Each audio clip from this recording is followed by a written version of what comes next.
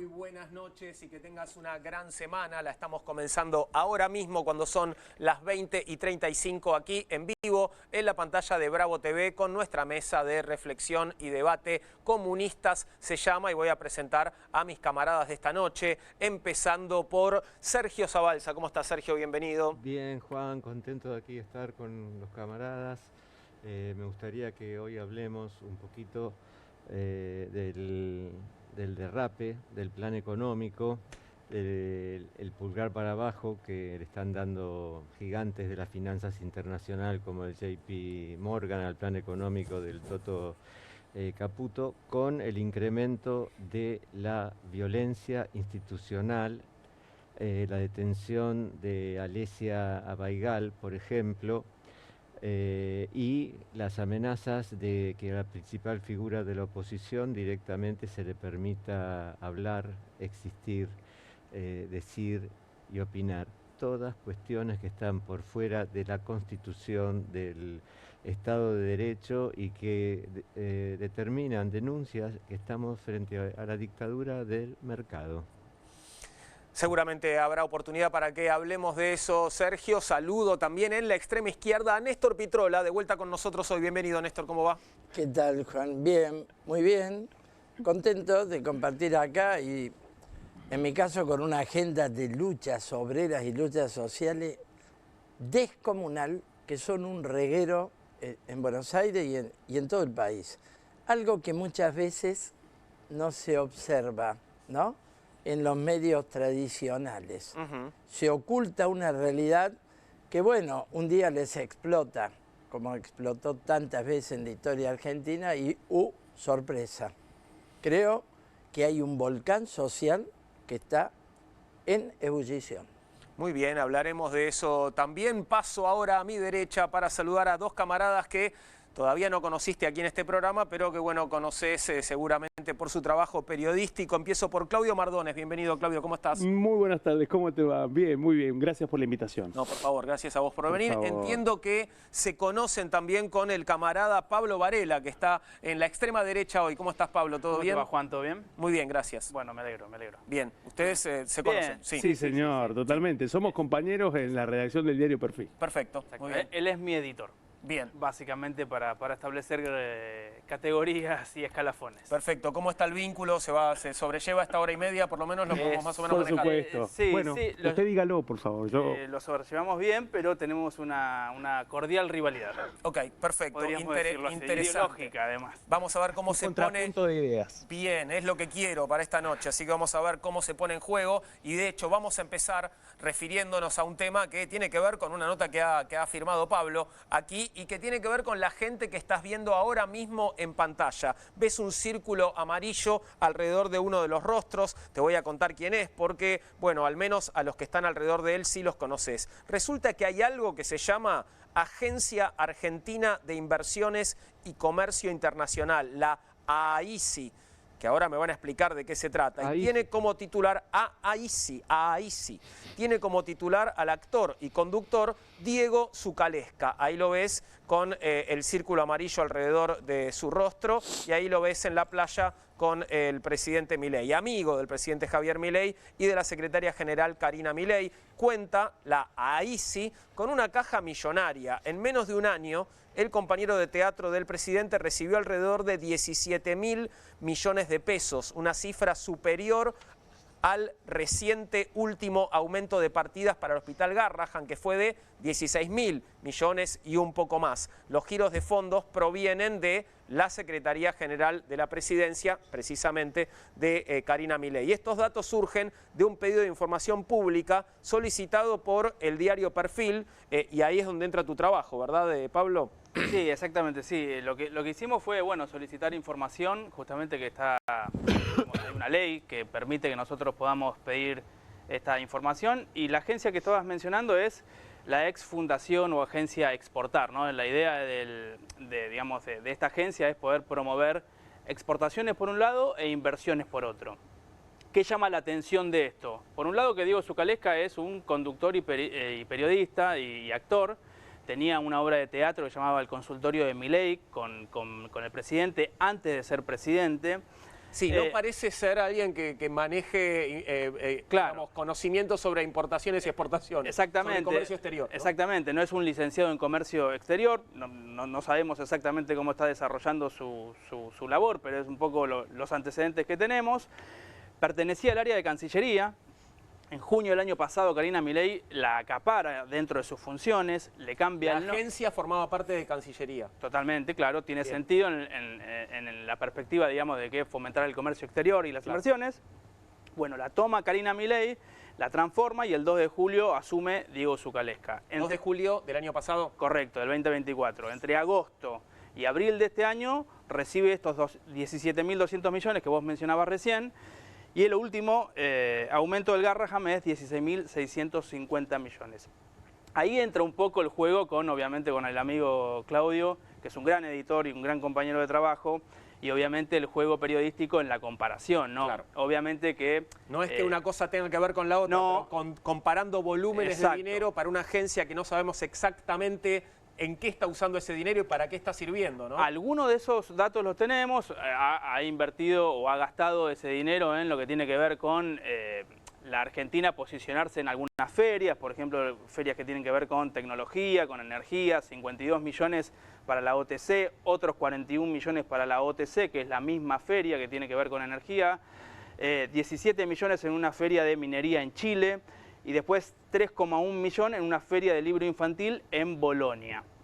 Okay. Esto es por lo menos lo que nos respondieron. Nosotros obviamente cuando vos confeccionás un pedido de información pública haces un cuestionario muy extenso, estás habituado a que te respondan un porcentaje muy pequeño de todas esas preguntas. De hecho no nos contestaron cuáles son los honorarios que cobra Zucalesca por su función, se rehusaron, pero bueno, lo que tenemos sí como dato para medir cómo está funcionando es que la inversión directa extranjera en el último trimestre del año pasado, según el BCRA, cayó y que la balanza comercial se viene achicando. Sí, y hay otro dato llamativo, al menos en principio, que es esto de haber trasladado la agencia del Ministerio de Relaciones Exteriores a la Secretaría General de la Presidencia que maneja Karina Milei. Digo, totalmente. Esto es por lo menos llamativo, ¿no? Y no forma parte de las habituales funciones de la Secretaría General, que tiene más una cuestión casi de intendencia dentro de lo que es la Casa Rosada y de Olivos, de manejo de la seguridad presidencial, no de cuestiones que tengan que ver con la economía. Pero bueno, es una Secretaría General particular, no digo Karina Milei. Claro. Ahora, con respecto a el uso de los fondos que tiene destinados esta agencia, esto que pedías, ¿no?, en este pedido de información pública, ¿qué te permite esto decir con respecto a la transparencia del funcionamiento de esta agencia o, en todo caso, o la opacidad del funcionamiento de esta agencia? Bueno, la verdad es que es poco lo que se puede decir, porque obviamente vos te remitís únicamente a lo que ellos te informan, no tenés mucha manera de contrastar otros datos. Un poco esto que señalábamos respecto de cuáles son los montos que se utilizaron en distintas ferias y después medirlo en resultados, ¿no? Esto que mencionábamos recién respecto de las inversiones extranjeras que vienen cayendo, la balanza comercial. Atribuirle eso a Zucalesca es un montón y es un exceso desde ya. El rumbo de la economía me parece que pasa por otro lado, por esto que mencionábamos al pasar al principio, digo JP Morgan y todo lo que sabemos. Pero bueno, un amigo del presidente en una caja millonaria. Cuando vos ves o cuando comparás con otras áreas sensibles, digo como salud, tiene incluso más volumen, porque otro dato que nos dijimos es, recibió hasta ahora 17.200 millones, pero tiene proyectado 9.000 millones más para el 2025, que todavía no lo recibió. Bueno, seguramente con lo riguroso que es el presidente con respecto a los números y al Estado y a la actividad del Estado, le van a exigir una eficiencia total, ¿no?, a Zucalesca, más siendo amigo, ¿no? Eso esperamos. Escuchame, yo veo que acá los periomierdas una vez más complicando al pobre Milei. Disculpen, pero bueno, es lo que les toca. Otra vez más. ¿Viste que me salió bien? Sí, te salió bien. Lo dijo muy bien. Yo lo pronuncié bien, él no. Sí. Viste, le cuesta aprender el libreto. Porque se excita mucho con su propio chiste antes de decirlo. El libreto que le pone, no le sale. Esto es terrible porque además es un fracaso total. Deberían devolver la guita, por supuesto, y reasignarla para otra cosa, devolver la guita, porque hay un derrumbe de más del 80% de la balanza comercial. Es decir, si una agencia estaba para inversiones, yo al plantear a usted el tema me acuerdo que fue uno de los temas de la crisis con Mondino. El manejo... Diana Mondino, que fue la primera canciller. La primera canciller, cuando Karina Milei, como bien dicen ustedes, le saca el dominio de esta caja. Son cajas para las amistades políticas para desarrollar una camarilla de gobierno. Es decir, más casta que esta porquería. No tiene nada que ver. Vos te das cuenta que la política del gobierno está derivando en una avalancha importadora, en turistas, los pocos que pueden hacer turismo, digo pocos, capaz que son algunos millones, pero somos 47 millones en la Argentina, lo hacen afuera. La balanza turística se ha derrumbado de tal forma que no la compensás con nada, ni con vaca muerta, ni con las exportaciones de soja, etc. Es decir, que esto es un robo.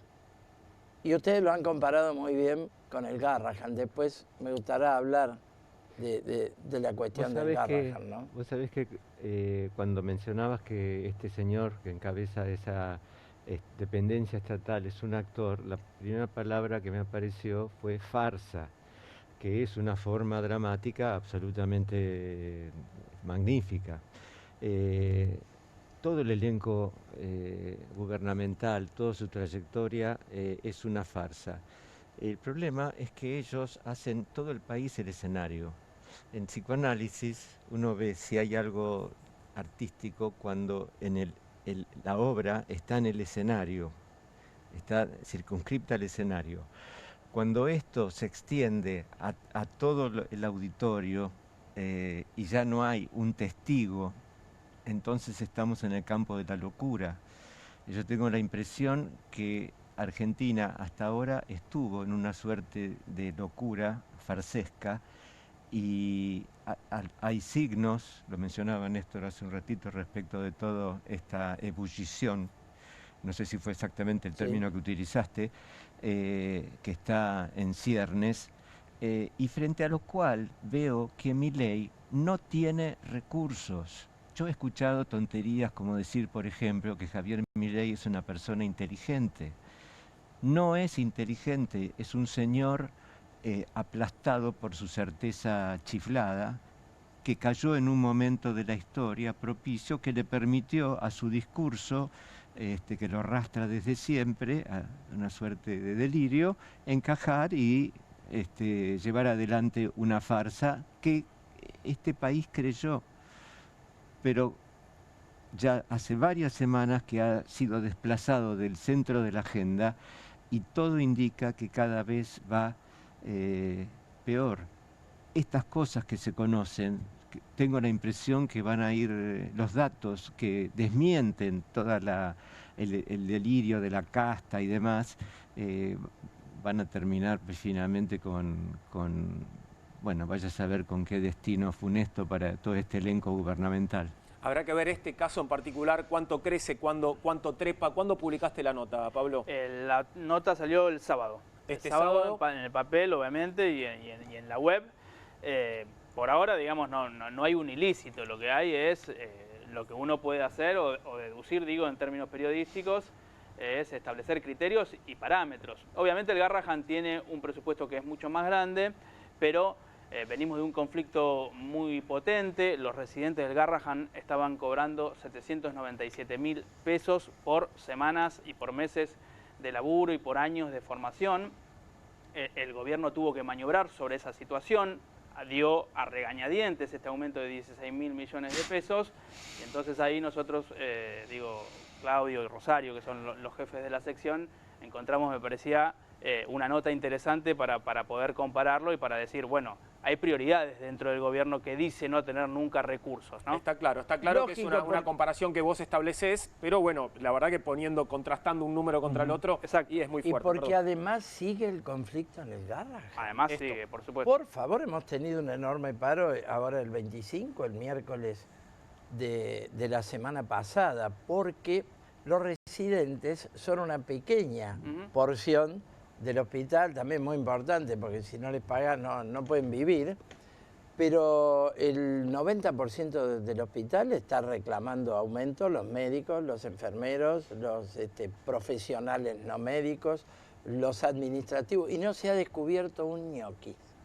ustedes saben, un ñoquis. Pero no no se era que descubrió los ninguno. residentes... Tenían Que hasta por- el número de la cantidad de ñoquis, lo tenían ya todo establecido. Todo ¿te acordás? establecido, no apareció uno.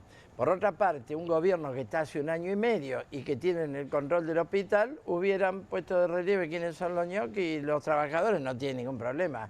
Si hay alguien en la plantilla que está cobrando un sueldo y ellos no lo conocen, no apareció ninguno. Sí, Es decir, es toda una campaña sucia que creo que el pueblo argentino no la cree. El Garrahan está cada vez en el mayor, en el favor popular, ¿no?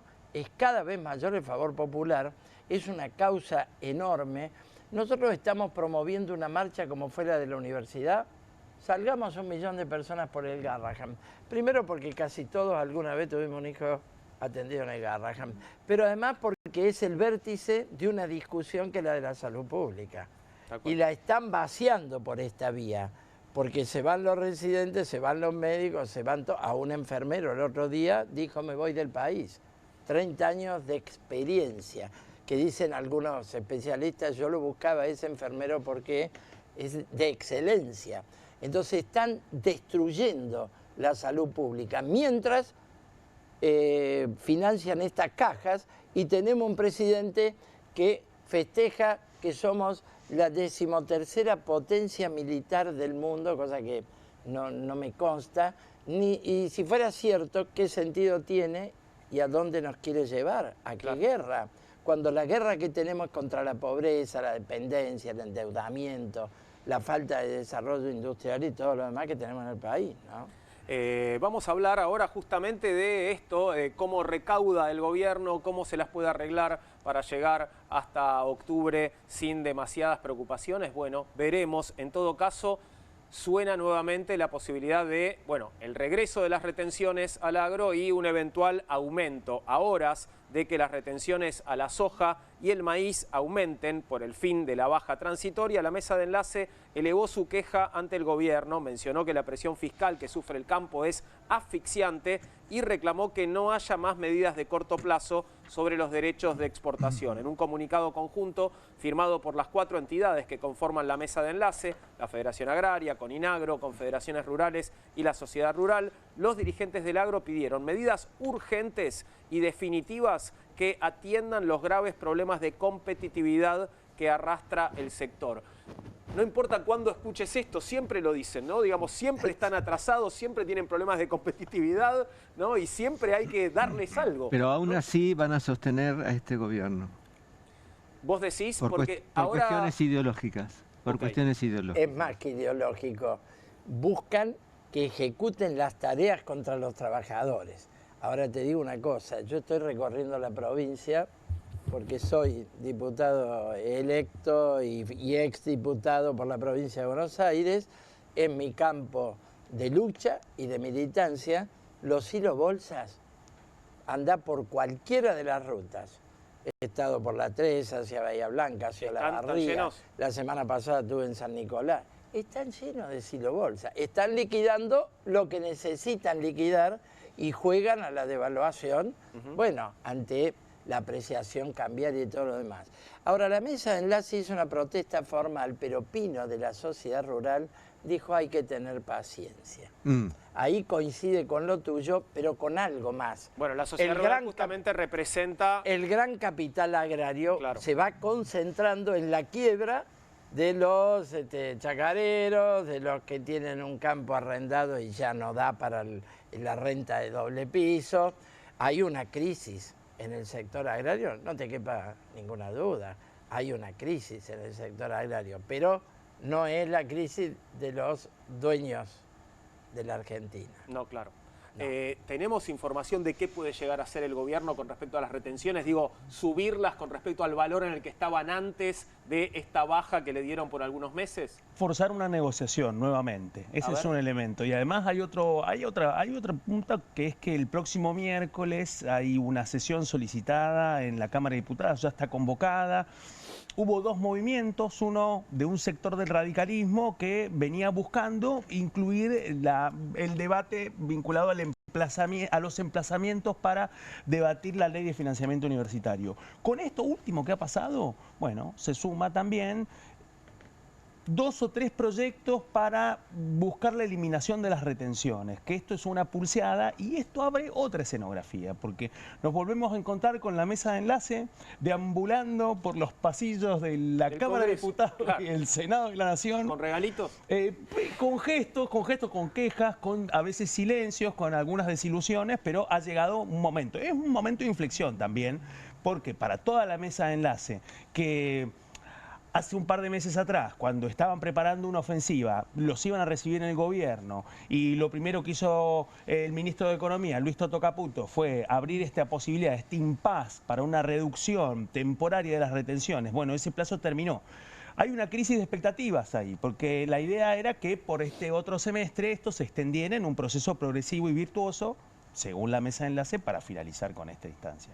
Pasó todo lo contrario. Eso implica que hay un proceso de renegociación y que al mismo tiempo se abre otro escenario con una oposición que en algunos casos es muy maleable, es muy volátil, pero que en algunos puntos puede sorprender cuando puede llegar a los 129 necesarios para poder sesionar y quizás propinarle una derrota simbólica al gobierno. Hoy la oposición y la oposición en el Congreso está más fuerte que hace un año.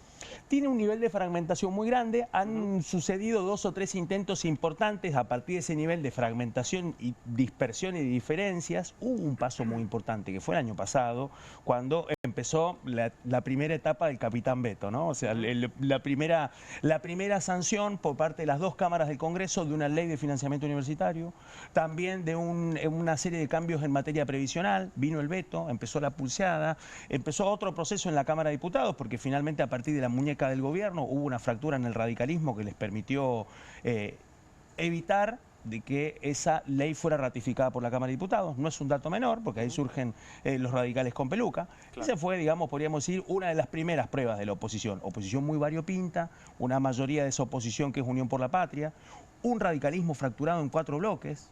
Hubo un bloque como Encuentro Federal conducido por Miguel Ángel Pichetto, pero donde también está hasta el socialismo santafesino. Es decir, tenemos características muy disímiles en el medio de ese arco. Ahora, aún así, han logrado 2 o 3 veces conseguir algunos posicionamientos que condicionan al oficialismo, pero están marcados por la fragilidad.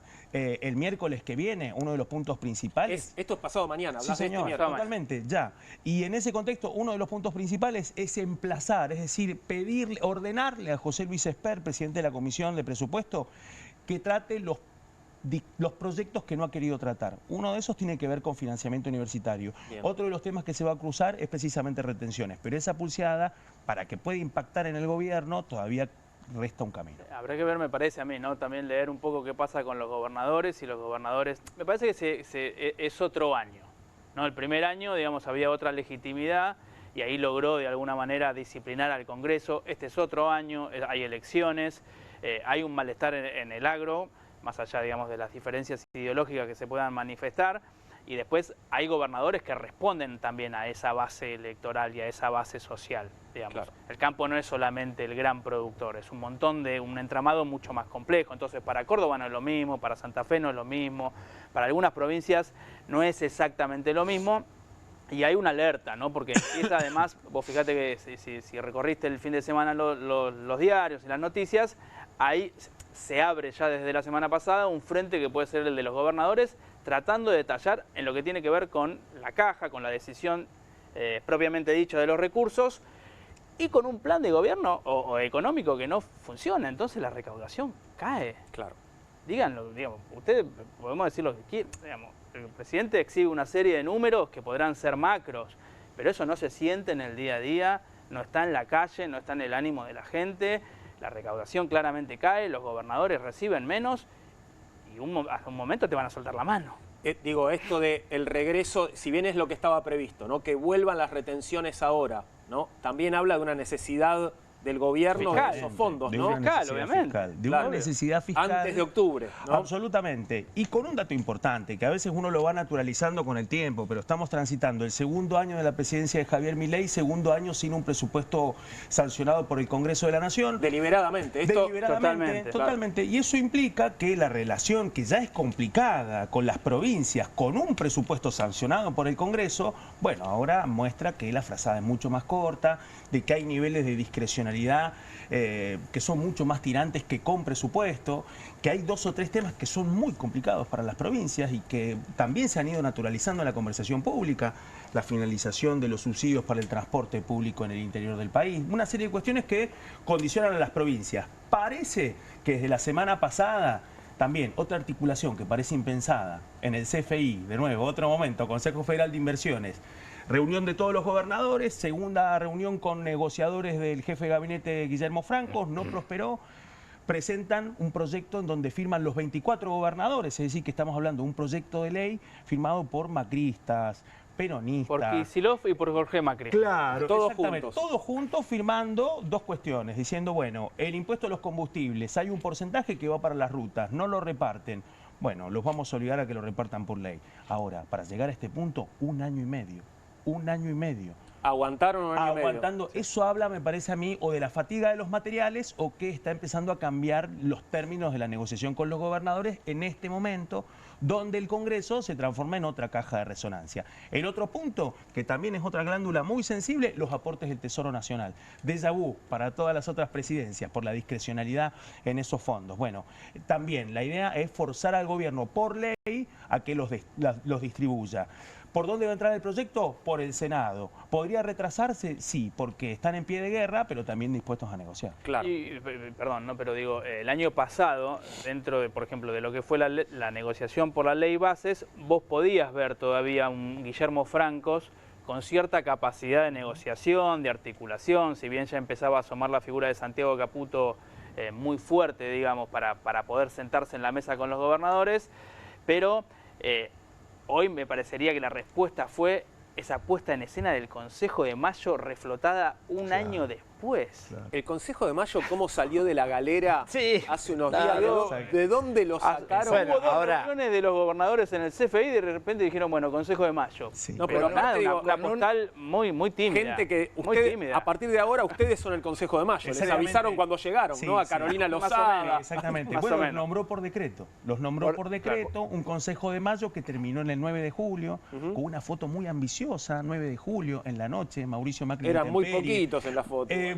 Todos los Sí, gobernadores... el año pasado, acordamos. dice él. El año pasado, ¿eh? Sí. O sea, hablo del 9 de julio. Cuando del año se firmó. Cuando se firmó, eso fue 2 meses después, el 25 de mayo. Claro. En comparación con la foto actual, Salón de los Escudos, planta baja de la Casa Rosada, Guillermo Francos y, bueno, los invitados Ritondo, por decreto. Cornejo, sí, Cornejo, Lozada, exactamente. Rapalini de la UIA y Martínez de la UOCA. Y el Gerardo Martínez, eterno Gerardo Batallón 601 Martínez, de la UOCRA, agente antiobrero frente a todos los gobiernos, ¿no? Que me decían aquí la semana pasada, digo, no es que se mandó solo, fue como representante de la CGT. Claro, sí, porque lo mandan a él, pero los otros están todos atrás. Ahí voy a la agenda del gobierno y de buena parte del establishment, que yo creo que es por lo que se sostiene mi ley, ¿no? Es decir, ustedes han descrito un parlamento que en 1 año y medio fue pólvora mojada, porque cuando no aparecieron los votos para la ley base, aparecieron los 87 héroes para que queden firmes los vetos a los jubilados, Que el ahora veto, no están, ¿eh? el veto Ojo a los... que parece que ahora no están. Bueno, Faltan héroes ahora. eso, Faltan héroes eso ahora. es resultado Va a faltar de gente en el asado de Olivos. eso es resultado de una crisis política. Ahí iba el tema. ¿Y qué agenda nos proponen? Hoy habló Melconian, que dice, bueno, hay que ir a una reforma previsional. Nosotros, en estas sesiones que vos describís, nos vamos a hacer fuerte en el aumento a los jubilados, que es una migaja, 7%, pero por lo menos el 7%. La cuestión del aumento en el bono que cobran los jubilados, que está congelado en 70.000 Exactamente. desde hace más de 1 año y medio. Y en la cuestión de los remedios gratis, bueno, la prórroga de la moratoria, que es el otro tema, porque 8 o 9 de cada posible jubilado no tienen los años, víctimas del trabajo informal que no combate ningún gobierno. Entonces, nosotros planteamos que eso se puede financiar, terminando con el trabajo en negro, reponiendo los aportes que Menem sacó en los 90 y que nadie discute. En cambio, Melconian dice hay que jubilarse a los 70. Yo lo mandaría a laburar a una obra, como chofer de un colectivo, ¿no? en los gremios del frío, de la carne, lo mandaría a trabajar a Melconian, que dice a los 70 años ahora se busca novia. Qué simpático.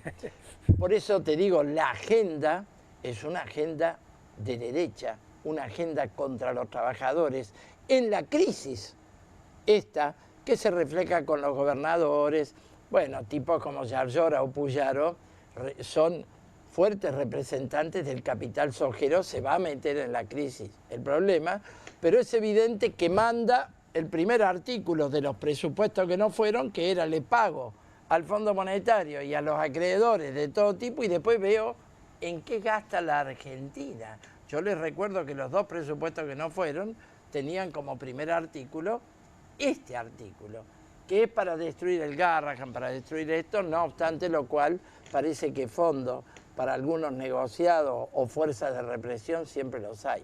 Yo creo que de conjunto este asunto de las retenciones y demás está mostrando una crisis del gobierno, porque hay una crisis de todo el esquema económico y que no hay recaudación, ustedes lo marcaron, se cae el consumo.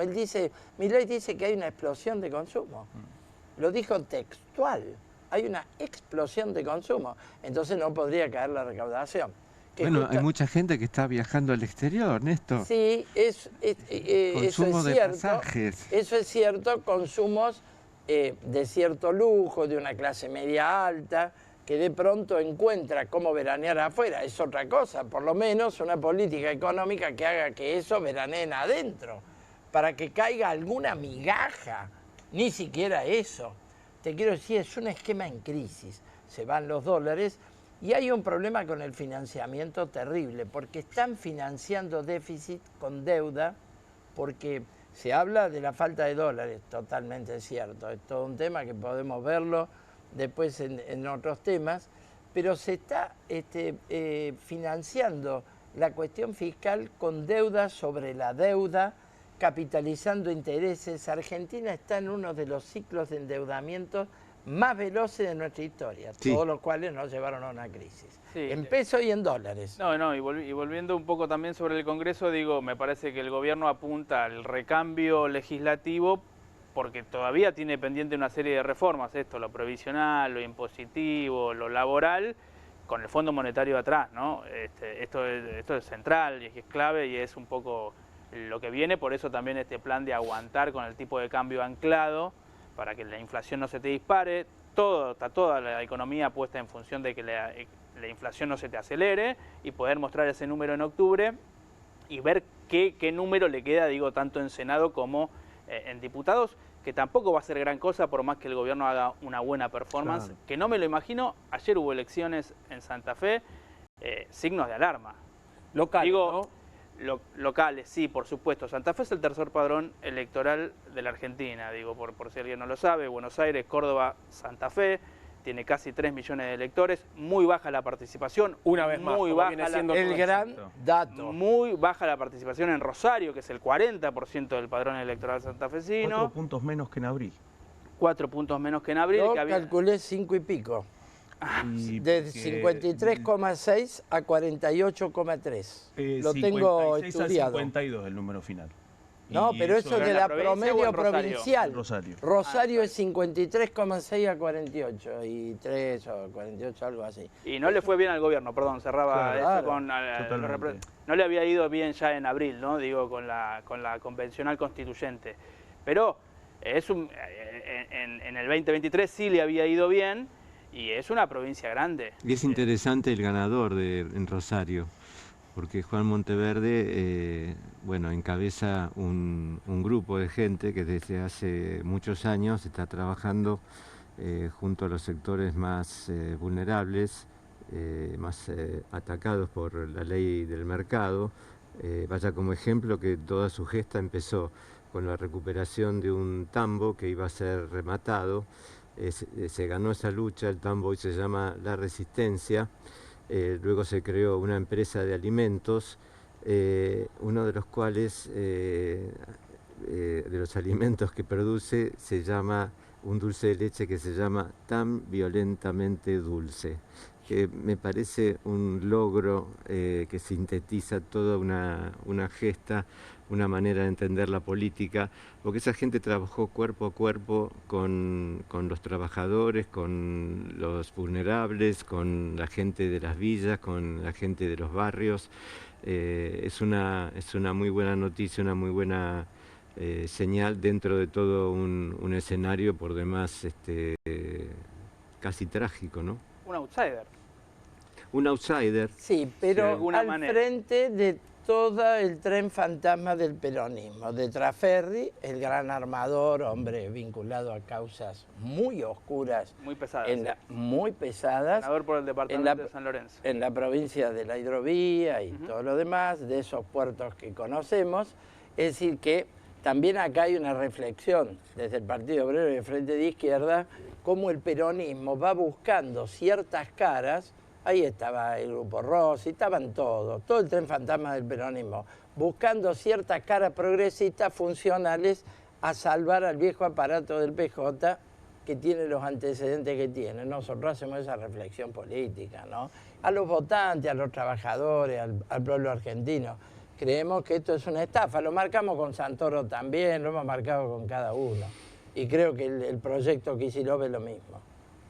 Bien, alertas en la economía, por supuesto, de eso venimos hablando también y vamos a meternos ahora un poquito más en detalle con el alerta de JP Morgan. Un reciente informe de JP Morgan, el gigante bancario estadounidense, sacudió los cimientos del mercado local en la previa a la apertura de esta semana al recomendar a los inversores desmantelar sus posiciones en el carry trade en la Argentina y reducir significativamente su exposición a bonos en pesos y pasarse a dólares. El documento fechado el 27 de junio, hace solo 3 días, y titulado Tomándose un respiro, marca un cambio abrupto frente a la postura de JP Morgan de abril, cuando promovía invertir en activos en moneda local, como las LECAPs, ante un contexto de estabilidad cambiaria y altas tasas de interés. Tras el informe del JP Morgan, un hombre de Caputo minimizó el ruido electoral. El director del Banco Central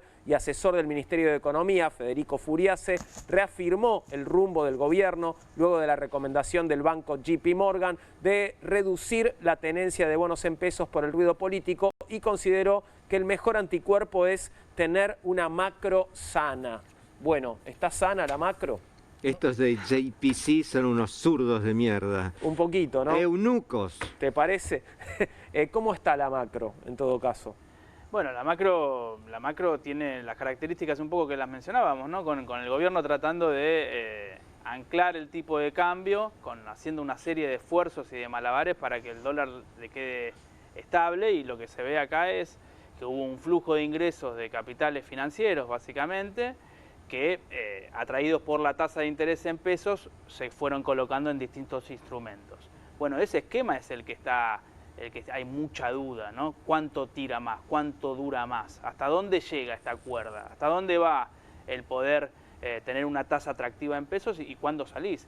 Hubo ahora, hace poco, no recuerdo la consultora, pero la Argentina no mejoró su calificación.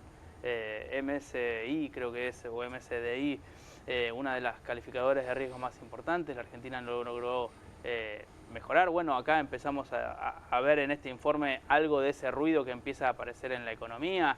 Hay dudas, retomo lo del agro. Venía el agro liquidando en un ritmo relativamente interesante, 200, 250 millones de dólares diarios. Eso va a seguir a partir de mañana cuando se restablezca la vieja alícuota para el maíz y para la soja. Bueno, son interrogantes obviamente que están hacia adelante, y además un dato que no hemos mencionado pero que uno lo escucha a veces charlando con distintos actores es: hay inflación en dólares. Absolutamente. Hay inflación en dólares. Vos decís, che, el dólar cuesta 1.200 para hacer un número redondo, ¿no? El oficial. Sí, claro, pero cuando vos querés construir un metro cuadrado en cualquier lugar de la ciudad de Buenos Aires o del país, te cuesta mucho más el metro cuadrado de lo que te costaba antes en dólares. En dólares. O sea, necesitas más pesos. Claro. Por lo tanto, obviamente, todo eso deprime. Deprime. Vamos a verlo a Federico Furiase, a ver cómo nos tranquiliza a todos con respecto al rumbo de la economía. A verlo. En las últimas horas se sumó, sí, un informe del JP Morgan, Federico, que te quería preguntar qué es lo que ustedes piensan de eso, que JP Morgan dijo que prefieren dar un paso atrás con el tema de la inversión acá en bonos en la Argentina, que prefieren esperar, sobre todo por el tema del ruido electoral, pero sin embargo dicen nos mantenemos positivos con el mediano plazo de Argentina. Es decir, esto también abona mi teoría particular de que Cristina lo que pretende hablando de economía, tanto de economía y no tanto de otras cosas, es hacer ruido electoral, hacer ruido económico para afectar en definitiva políticamente al gobierno. No es ninguna novedad lo que estoy planteando, pero sí me parece importante porque el JP Morgan se está haciendo eco del ruido electoral, y el ruido electoral en realidad es básicamente lo que dicen unos y otros. Totalmente. ¿Y sabés cuál es el mejor anticuerpo, la mejor medicina desde el lado del que está haciendo política económica para minimizar cualquier ruido político o también ruido externo? Hoy tenemos mercados internacionales muy complejos donde suben las tasas en el mundo y hay mucha volatilidad en los mercados internacionales. El mejor anticuerpo es tener una macro sana. Entonces nosotros tenemos un programa de estabilización donde logramos obtener superávit fiscal, le pusimos fin a la emisión monetaria y en la tercera fase recapitalizamos al Banco Central con dólares, reservas líquidas de libre disponibilidad, en un nuevo régimen de flotación cambiaria donde hay libre flotación entre el piso y el techo de la banda y donde se salió del cepo. Entonces, esos fundamentos macroeconómicos es la mejor medicina para minimizar cualquier ruido político o externo. Yo no sé qué entendieron ustedes, pero con tantas palabras, para mí solamente le echaron la culpa a Cristina. Digo, creo que es lo único que vi. Totalmente. No nos equivocamos. Son entonces, ellos los que la nos culpa generan es de problemas. Cristina. Exactamente. Por eso tenemos turbulencias. Perfecto. Entonces el JP Morgan es kirchnerista. Bueno, depende. En abril no, pero ahora puede ser que Claro. sí. O en abril sí, ahora no sé. No, claro, los muchachos no esperan la votación. Imponen un curso político, vámonos de los bonos argentinos, y te cuento. El tema es si lo hacen todos al mismo tiempo. Estos ¿no? son y estos son los grandes amigos de Milei. Es un síntoma de la crisis de la política de Milei. Sí. No es será menor. que Milei cree que son sus amigos, pero no son sus amigos, no son amigos de nadie. Son los dueños del mundo y no son amigos. Milei es un títere que les servirá y lo tirarán a un costado cuando no les sirva más. Mira, nosotros escribimos en una editorial de Prensa Obrera, paso el aviso, nuestro periódico del Partido Obrero, lo pueden ver en prensaobrera.com. Compite con Perfil, pero digamos... Cabeza a cabeza. Cabeza a cabeza. Descubrimos hace 15 o 20 días que la balanza de pagos, que es la entrada y salida de dólares que refleja toda la economía nacional, había tenido un déficit de 13.500 millones en el último año. Bueno, una semana después fue título de todos los diarios que el primer trimestre tuvo 5.000 millones de dólares de déficit. Es un derrumbe. Es, digamos, el saldo neto negativo de toda la economía, porque la balanza de pago refleja absolutamente todos los movimientos. Después, estos dijeron, vamos a hacer una ley para que la gente saque los dólares del colchón. Maravilloso. Después del blanqueo, hicieron todo tipo de cosas. En abril fueron 2.000 millones de dólares al colchón. Es decir, con este dólar barato, llamémosle, precio apreciado o como lo quiera llamar, el que tiene un ahorro se sigue yendo al colchón. Otro fracaso del gobierno. Y hay una fuga de capitales. Las empresas han fugado 1.700 millones de dólares en los últimos meses de no ganancias, porque ese cepo sigue, pero sí de pagos de créditos a sus casas matrices, que es la forma de sacar los dólares del país. Es decir, que no pega una. Y vos te das cuenta que no pudo acumular reserva. Y otro bolazo de Milei dijo, el dólar va a ir a la banda de abajo, al piso de la banda. Habló de un dólar de 600 pesos, ¿no? En algún momento. Fue al estoy loco. claro, Sí. fue al piso de la banda. Me pregunto que además sigue bajando la banda porque tiene un 1% por mes de rebaja. Baja y sube, ¿no? En 900, claro, el sube piso la y de el arriba. techo suben. Exactamente. Entonces, esta recomendación de la banca Morgan, creo que puede estar anunciando un marzo 2018 de Macri. Porque es cuando se empezaron a ir los que entraron al carry trade. Claro. No esperaron ni a agosto ni a septiembre, digamos, que vinieran las elecciones. Esta gente dice, vámonos ahora, porque no sabemos esto cuánto aguanta. Lógicamente, ¿quién va a ser el gran perjudicado? El pueblo trabajador argentino, porque cualquier movimiento devaluatorio, vos sabés el impacto que tiene en la economía popular. Hay un interrogante que era previsible que surgiera, especialmente de parte del establishment. Primero la sorpresa de Javier Milei presidente y después las preguntas que iba a tener el establishment en las elecciones de medio término. Lo que está pasando, interpreto yo, pues una mirada muy periodística, pero creo que lo que está sucediendo ahora es que sí, la macro ha empezado a transitar la etapa electoral más fina, en un desafío muy importante para la Libertad Avanza, el primero que tiene siendo gobierno, en un contexto en donde esas fragilidades en el Congreso están de manifiesto y aparte plantean una línea. ¿Por qué digo esto?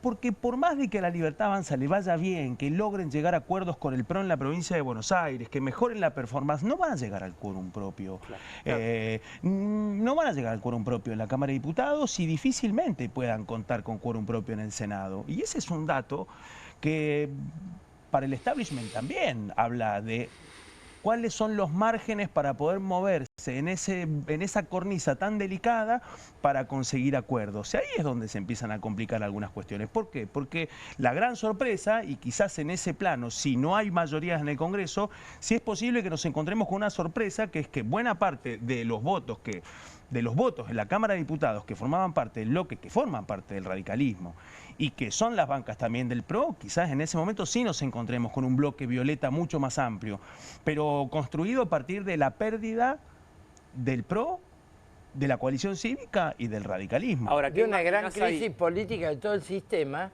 porque la mitad del electorado no vota. Claro. Ahí hay un problema de legitimidad social. Sí, pero con legitimidad o no, Néstor, si en el medio el oficialismo no llega a tener el quórum, bueno, yo estoy están con en un vos, problema. pero ahí viene... Eso el establishment no le interesa. Ya sé, sí, más o menos. Vamos a ver. Ellos miran el problema de que un sistema electoral se empiece a deslegitimar.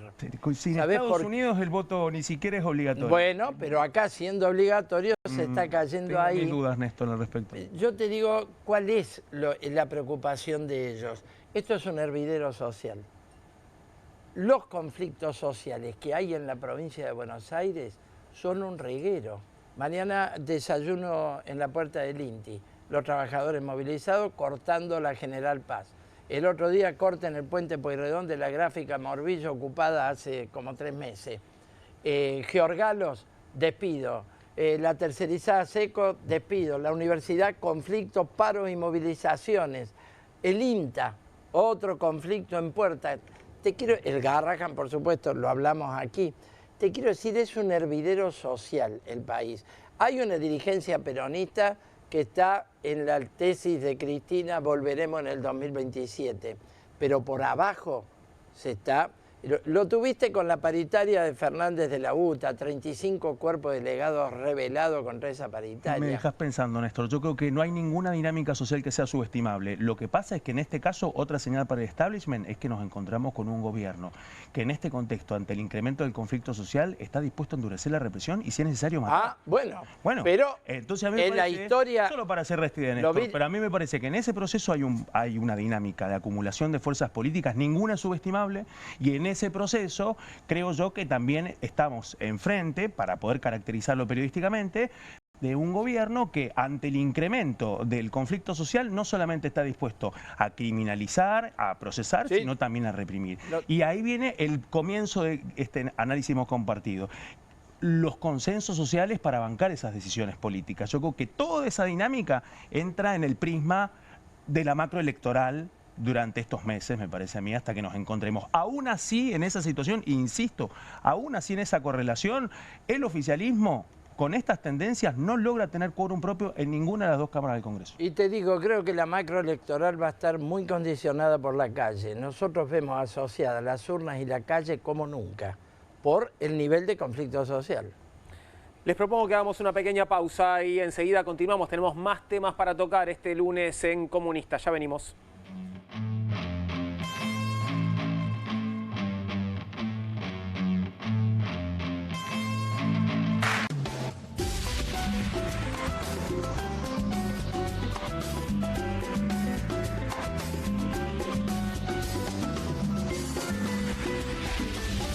Con movimientos circulares. Tu rutina de skincare te debe traer muchos seguidores, pero este baño te los quita. Pero si yo ya limpié mi inodoro con Harpic. Sí, pero te falta el resto de las superficies. Necesitas el Harpic Baños. El rojo, que saca manchas difíciles, desinfecta y deja impecable tu baño. Para cualquier desafío que te dé el baño, nada mejor que Harpic. Polenta. ¿Pobre? Pobre el que no la probó nunca. Martes con queso, viernes con estofado. Pobre la ollita de la abuela que tira y tira y tira. Presto pronta. Pobre quien se la pierda.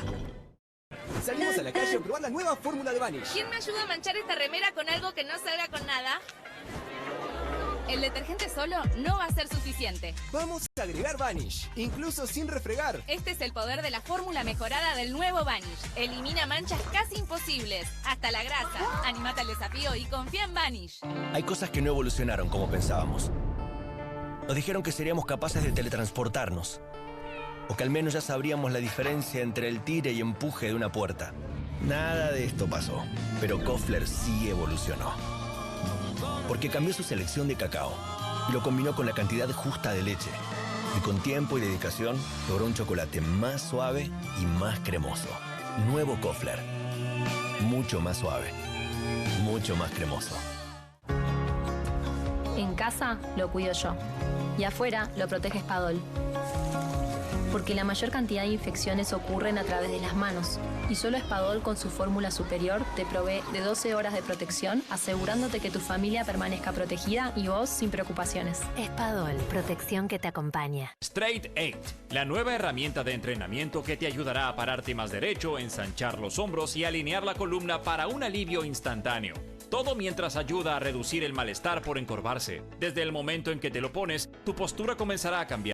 El secreto son sus 8 puntos de apoyo que se involucran en la espalda baja, espalda media, hombros y cuello, trabajando juntos para una alineación perfecta, desarrollando memoria muscular que te enseñará a pararte derecho por años. Me veo más alto, sumo el estómago, me veo en forma. La gente me pregunta si adelgacé, pero es por el Straight 8. Straight 8 es ultra cómodo, enriquecido con fibras de cáñamo que absorben la humedad para que puedas usarlo todo el día sin sudar. Se ajusta fácilmente para que pueda usarse por hombres grandes y corpulentos hasta mujeres pequeñas. Es tan ligero y discreto que puedes llevarlo debajo de la ropa y nadie notará que lo llevas puesto. Es por eso que necesitas Straight 8, para que comiences a pararte más derecho y con más confianza. Los viejos aparatos ortopédicos pueden costar miles de pesos, pero ahora puedes ordenar el nuevo Straight 8 de la línea Serafit. Te ayudará a pararte más derecho, ensanchar los hombros y alinear la columna. Para un alivio instantáneo, todo mientras ayuda a reducir el malestar por encorvarse. Desde el momento en que te lo pones, tu postura comenzará a cambiar. Llame ahora mismo y adquiera su Straight 8. Descubra los productos más novedosos y exclusivos de la línea Serafit en tvcompras.com y obtenga este fantástico producto de TV Compras. Llame ya. Estudia en la Facultad de Comunicación y en la mayor redacción de América. USBA, Universidad del Sur de Buenos Aires. La Universidad del Grupo Perfil. Licenciatura en Comunicación Periodística. Licenciatura en Comunicación Institucional. Títulos con reconocimiento oficial y validez nacional. Inscribite a las reuniones informativas en universidad@perfil.com. Aprende comunicación dentro de un medio de comunicación. USBA, Universidad del Sur de Buenos Aires.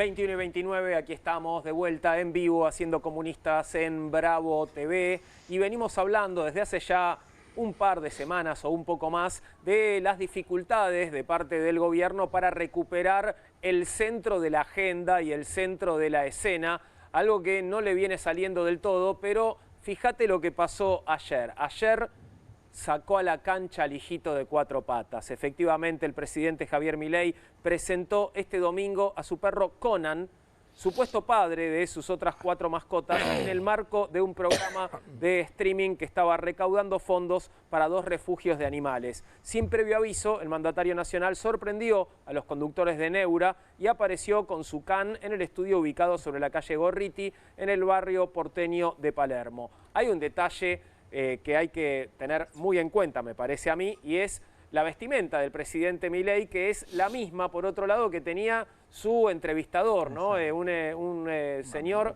al que llaman Tronco, perdón, no sé su nombre, pero le dicen Tronco. Hoy Romina Mangel tuiteó su nombre, ahora lo voy a buscar. Pero los dos estaban vestidos de YPF. Un PNT.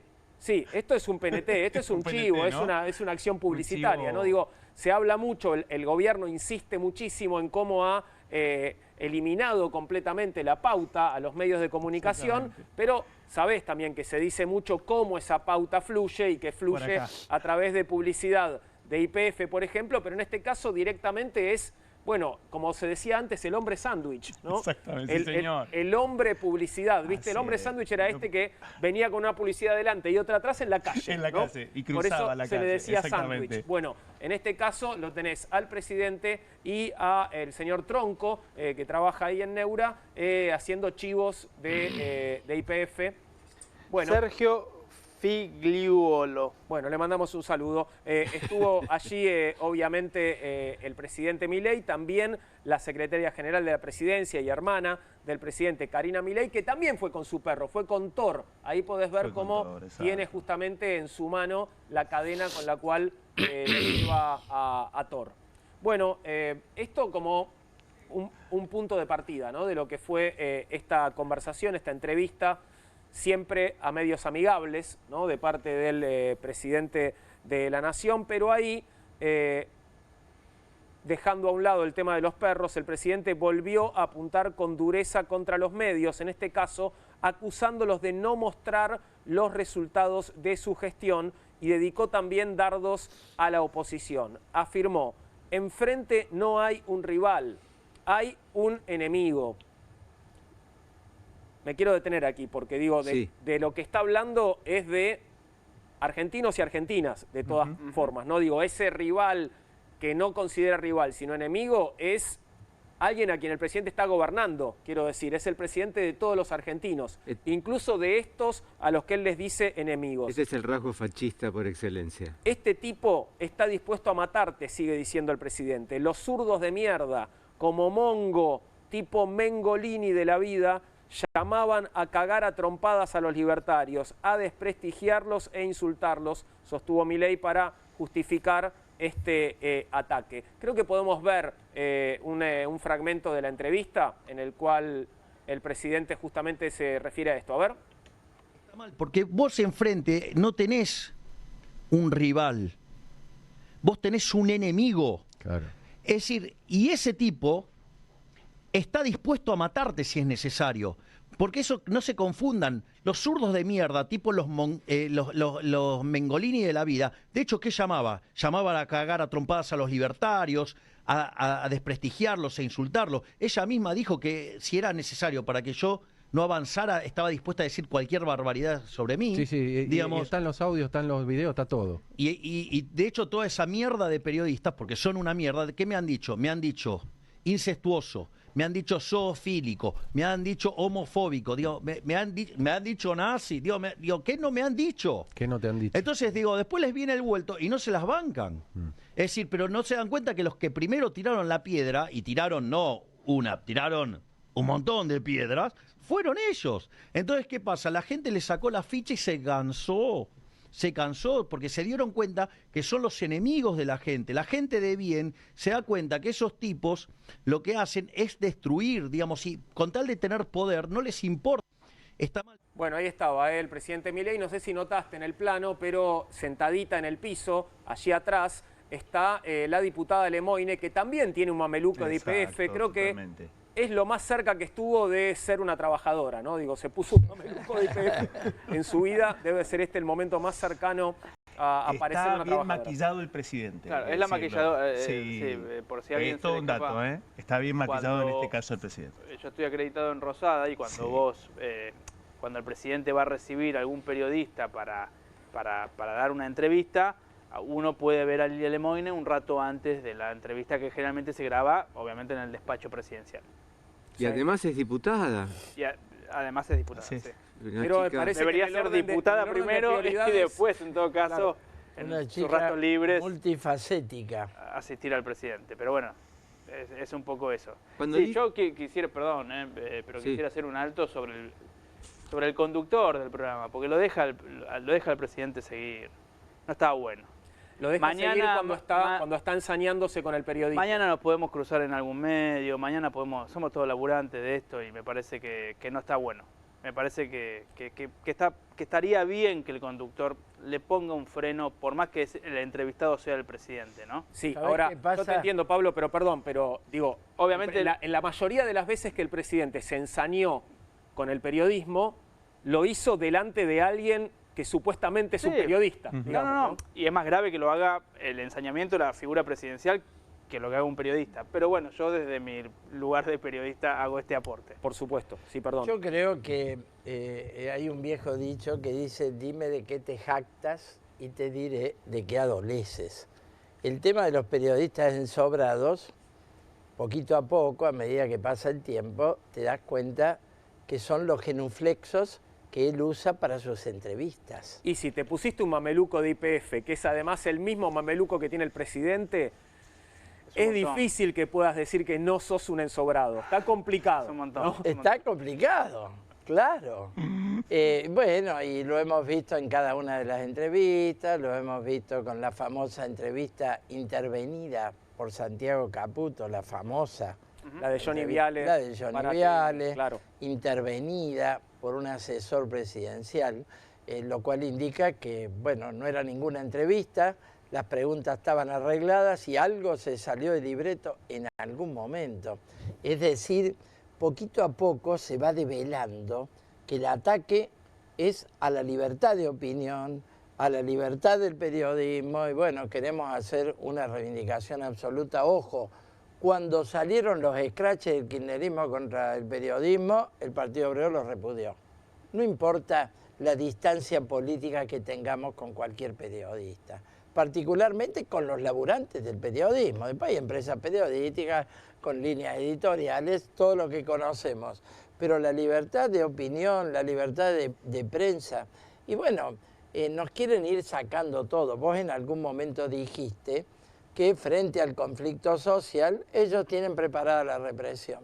Bueno, esto forma parte de tratar de edificar un régimen político. Tenemos que advertirlo desde el comienzo. Más que preparar, la están aplicando. Y además en ese contexto la están sofisticando con algunas herramientas que deberían pasar por el Congreso o no. Por ejemplo, la reforma de la Policía Federal. Absolutamente. Un dato importante. O ¿no? el emplazamiento de 10.000 soldados del Ejército para cumplir tareas inconstitucionales, contrarias a la ley es que creo que de también, seguridad interior. Y lo que estamos retratando aquí también con capacidad creo que tiene que de ver, tener gente. Pero el otro lado es la narrativa, es una narrativa, en muchos casos negadora, que invierte la carga de la prueba, que no funciona para poder afrontar una entrevista periodística lisa y llanamente, y que eso requiere una serie de cuidados, y que aún así en esta situación de ajuste brutal ha mostrado altos niveles de eficiencia para poder sostener ese consenso social.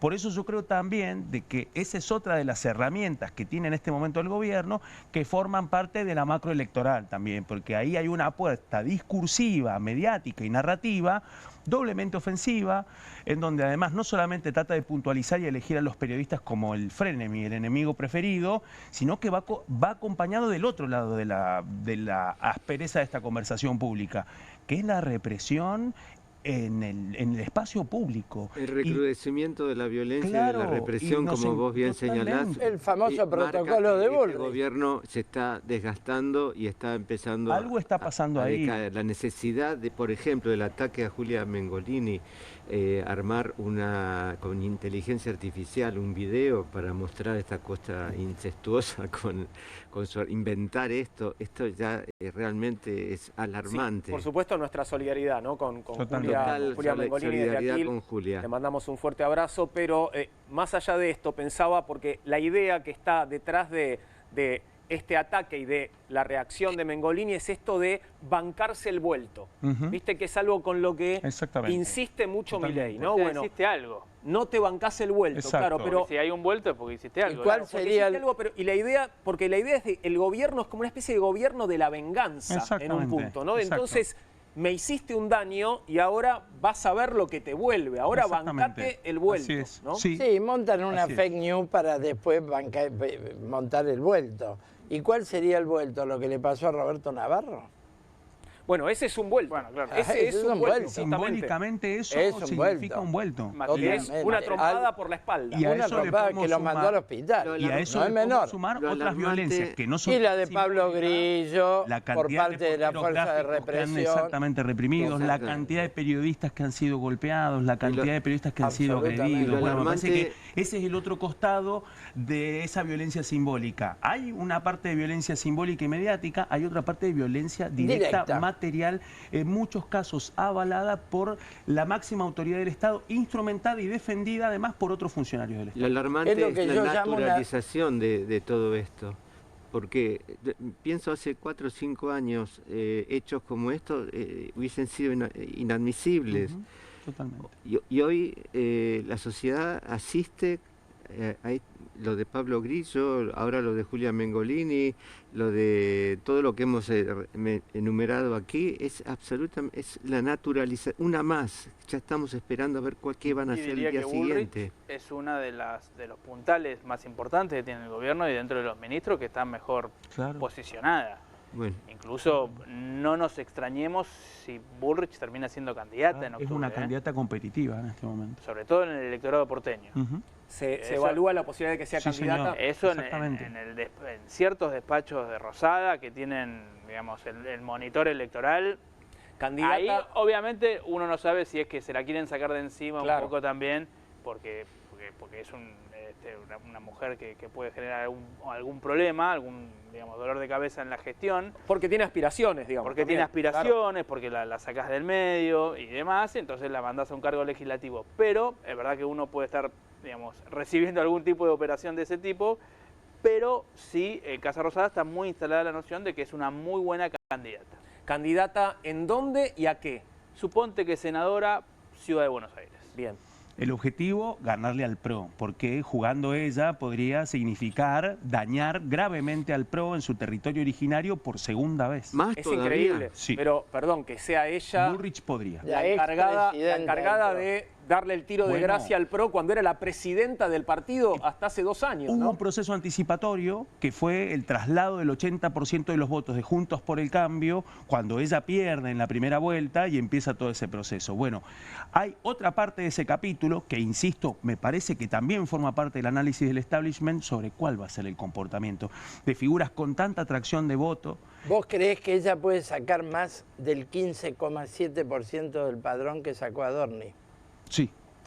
Yo te digo esto porque no podemos dejar de tomar en cuenta la enorme defraudación popular que hay. Bullrich es la número 1 de la pretensión de montar una democracia de infantería, una dictadura dentro de la democracia, llamarlo como quieras, alterar el régimen político contra las libertades, contra las garantías constitucionales, contra los trabajadores, contra las organizaciones de los trabajadores, contra el derecho de huelga. Acaba de tener un revés, con un fallo judicial contra el decreto ya de fondo, no cautelar, sino de fondo, que considera anticonstitucional el decreto antihuelga. Pero eso no quita que tenga voto, bueno, Néstor. Pero Adorni sacó el 15,7% del padrón. Y ahora en Rosario se votó todavía menos. Pero el PRO quedó cuarto. en la ciudad de Buenos Aires. No, lo tengo claro. Claro, porque Claudio de lo que habla era de está devorando el PRO. Sacó 15-7 cuando sacó los penales. Claro, hay se está devorando el PRO, no te cabe bueno, ninguna ese duda. dato es un dato. No, en 2 años implica una consolidación que yo creo que se va a ver plasmada en el Congreso. Por eso digo, no nos vamos a encontrar con un oficialismo que logre superar el quórum en diputados y en el Senado, pero sí nos vamos a encontrar con esto que parece que se puede profundizar mucho más, que haya un bloque de la Libertad Avanza que tenga el doble de diputados y que se haya quedado con todos los diputados que no va a tener el PRO, por ejemplo. Claro, que haya una migración de dirigentes. A eso totalmente, te referís, que ¿no? llegue el momento de que suceda en las bancas lo que ya viene pasando en los votos. Ahora, eso, si sucede en las bancas es porque, digamos, hay una negociación, obviamente, señor. porque se compra el pase, digamos, para hablar en términos futbolísticos. Totalmente, ¿no? y muchos que dejan de jugar a préstamo. Claro, hermoso. Por eso. Sí, sí. Bueno, pero eso ya es una cosa muy fina, pero cuando uno mira las votaciones, la última votación del PRO, el PRO votó todo separado y distinto. O sea, no, la fragmentación hacia el interior de los bloques es total. Pero digo, yendo puntualmente al caso del PRO, vos veías abstenciones, afirmativos y negativos. Digo, ya no y hay ausencias. Y ausencias. Te faltó. O sea, eso ya está, eso ya no es un bloque. Entonces. Claro. Claro, es un bloque en disolución. Bueno, le pasa lo que le está pasando al radicalismo. 4 bloques está dividido el radicalismo. Lógico, en la y Cámara en la elección de la provincia de Buenos Aires se vienen grandes novedades, porque los intendentes radicales y del PRO están queriendo defender su territorio y no subordinarse al esquema vertical de la Libertad Alianza, de la Libertad Avanza. Ahí vas a tener otro capítulo de la crisis política del PRO interior y de la Libertad Avanza para quedarse con todo. Claro, porque la Libertad Avanza, digo, más allá de que cree como estar mejor posicionada en la provincia de Buenos Aires, necesita de esas caritas del PRO para integrar las listas, ¿o no? Sí, ahí lo que puede pasar es que termina habiendo una suerte de acuerdo de cúpula, que es un poco el temor que hay sobre todo en el PRO. Digo, cuando digo cúpula, digo Sebastián Pareja, que es los Menem, ¿no? Y que es Karina. Cerrando con Ritondo, con Santilli. Y que es la recontracasta. Cerrando con Ritondo y con Santilli, pero abajo en el territorio, los 13, 14 intendentes que tiene el PRO te blindan el territorio. O sea, o no te juegan lo que te tienen que jugar. O ahí empieza ahí hay una alerta también, cuidado, porque tal vez las cosas no salen como creen que les van a salir. Veremos que, por ejemplo, pienso en Guillermo Montenegro, que tiene muchas ganas de pasarse la Libertad Avanza, pero gobierna un distrito que no es menor, que es en realidad General Pueyrredón, exactamente, donde está Mar del Plata, pero que es la cabecera de la 5ª sección electoral y que debe tener un palo 2 de votantes, de electores. Digo, son temas, digamos, lugares potentes, con urbanos muy, muy importantes. Entonces, se vienen fricciones. En el peronismo también, ¿no? Y temores, porque, por ejemplo, el PRO mide menos de 6 puntos en algunos distritos de la provincia de Buenos Aires. Entonces, ahí viene la pregunta, bueno, ¿cuál es la negociación con la Libertad Avanza? Cuando la Libertad Avanza, si se tiene que poner a discutir todo en términos de encuestas y mediciones, está en condiciones de obligar a una capitulación del PRO en esa negociación. Con 2 elementos. Javier Milei desembarcó en La Plata el jueves pasado de una forma en donde quedó claro de que eligió directamente a Axel Kicillof con su antagonista preferido. Ya no habla más de Cristina Fernández de Kirchner. Hay un proceso de reordenamiento en ese contexto. Un PRO que además parece que negocia con Macri prácticamente en el exilio anterior, en una retirada, para no subestimar. ¿Dónde está Macri físicamente? ¿Está jugando al bridge en algún país que no es este? ¿Dónde está? Bueno, está muy absorbido por su dinámica en la FIFA. Claro. Sigue muy de cerca lo que está pasando en la negociación que conduce Cristian Ritondo. Hay que recordar además que el PRO ya no es una fuerza solamente porteña. Ha cruzado la General Paz en 2 oportunidades. Una fallida, que fue cuando el PRO ganó la provincia de Buenos Aires con María Eugenia Vidal. Pero hoy en día el PRO gobierna 5 provincias y algunas de las voces más críticas ya no surgen de la ciudad de Buenos Aires, con un Jorge Macri debilitado y con la discusión de la provincia. Aparecen otros gobernadores, como por ejemplo Nacho Torres, que es gobernador de Chubut, en donde dicen, bueno, las decisiones del PRO ya no se toman en la ciudad de Buenos Aires ni en la provincia de Buenos Aires, se toman en las provincias donde gobierna el PRO. Ahí ahora, posiblemente surjan otras voces altisonantes. Digo, gobernadores como Nacho Torres, ¿cuánto acatan la autoridad, digamos, del fundador del PRO? Bueno, hubo 2 momentos. Hay que recordar que Nacho Torres, con sus particularidades, fue el primero en pelearse públicamente con Javier Milei, ásperamente. Después retomar una negociación de respeto con Santiago Caputo, con que no la ha perdido y la mantiene, porque además son contemporáneos, además, hay que sumarle este dato. Cuarentones, ponele. Cuarentones, y que en un momento, este es el otro rol de Macri, ¿no? Porque el que lo frenó a Nacho Torres en ese momento originario del gobierno de Javier Milei fue Mauricio Macri. Lo hizo parar, lo hizo bajar un cambio cuando iba al choque. ¿Se estará arrepintiendo ahora Macri de eso o lo está haciendo jugar de otra manera? El presidente había compartido una imagen retocada de Nacho Torres con rasgos faciales como de una persona con síndrome de Down. Claro. Cierto. Recordemos Exactamente. que Y le ese dijo, fue el nivel de le dijo tensión que lo hubo. iba a mear. Bueno, eso que no es lo muy recordaba, particular, pero... es precisamente toda la exacerbación fálica que padece nuestro presidente. Es decir, porque el voy a mear tiene que ver con la posición erecta del hombre y con el pene erecto siempre, que es el delirio que tienen todos estos tipos que se la pasan. Y la fijación anal, la exacerbación fálica va parejita con la fijación anal y con la cuestión sádica. Hacer daño tiene que ver con una fijación anal y esta locura de creer que es un enviado, exactamente. No le falta nada al personaje, que eres un enviado. Por ejemplo, para el psicoanálisis la locura no es la psicosis, la locura es creerse alguien.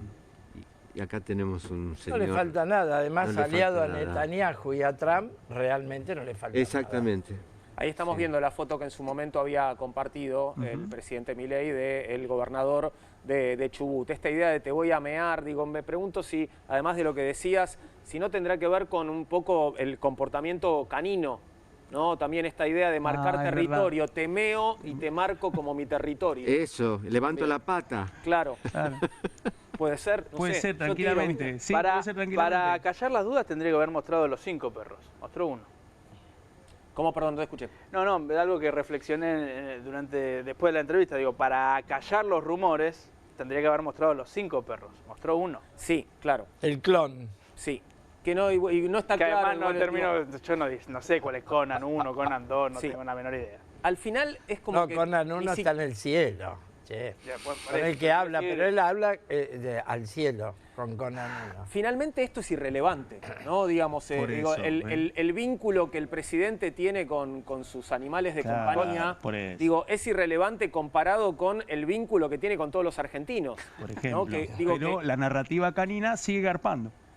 ¿Sigue garpando? Esta es la pregunta que también tengo, porque tengo la sensación de que, que cada nueva aparición de Milei pasa más inadvertida que la anterior, ¿no? Que cada nueva entrevista que da Milei genera menos repercusión que la anterior. Sí, totalmente. Nosotros estamos hablando de esto, pero no sé cuánto más se va a hablar de esta entrevista, a la que yo creo que son todos gestos para llamar la atención de parte del presidente, ¿no? Voy a llevar al perro, me voy a poner el mameluco de YPF y voy a hacer que mi siervo que me está entrevistando tenga el mameluco también. No tiene recursos para recuperar la agenda.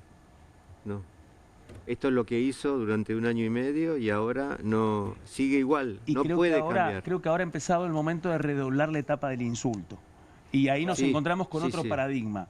José Luis Esper, bueno, el primero en avanzar con la dinámica de los insultos y de tener una centralidad a partir de vapulear y denostar y destrozar verbalmente a la otra persona. Y ahora el régimen, y me declaro solidario, ha metido presa una chica. La mencionabas vos al principio, Sergio. Sí, Alesia. Alesia, una que ha hecho una boludez, pero no puede estar presa por eso. No, y ahora en Ezeiza. Es muy serio. Y ahora en Ezeiza.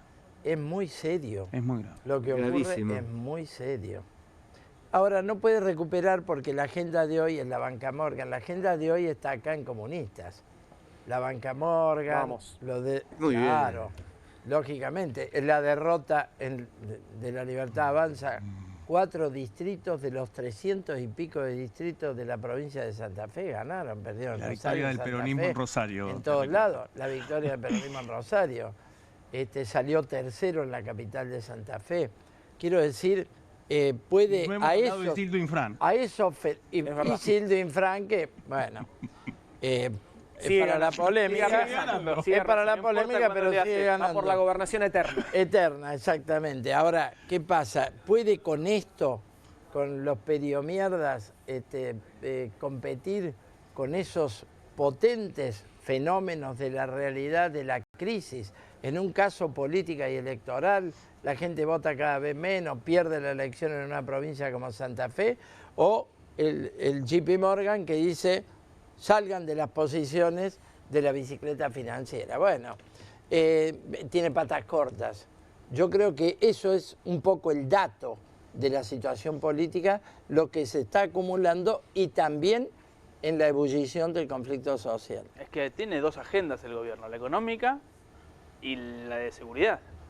Después no tiene otros elementos. No hay agenda positiva. Y la de insultos, de la económica, bueno, la de seguridad bien. y la de insultos. Es muy difícil. Pero tratando de ponerle un prisma estrictamente político y periodístico, digo, tiene esas dos agendas. Después Totalmente. no ves un gobierno ampliando su base de alianzas políticas, exactamente. ni mucho menos. Sí creo que otro dato periodístico importante, arranque de la semana, son los procesos de articulación aún malheridos dentro de lo que llamamos el panperonismo, ¿no? Me parece que arrancamos la semana con dos señales rápidas. Mañana hay una nueva reunión después del encuentro que hubo el domingo en la noche, 2 horas, en donde finalmente algunas escenas que parecían muy difíciles finalmente se cristalizaron. Parece que hay acuerdos para negociar un proceso de unidad. Vamos a ver cuánto de eso tiene, pero creo que hay ecos. Y uno de esos ecos es lo que pasó en Santa Fe. Seguramente de esos temas estaremos hablando mañana, porque por hoy, camaradas, se nos ha terminado la mesa de debate. Muchas gracias por haber compartido esta noche. ¿Te pareció corto, Néstor? Mañana hay más. Increíble. Mañana hay rapidísimo. Mañana a las 20:30 estamos de vuelta. Ahora tenés que esperar solo unos minutitos y ya llega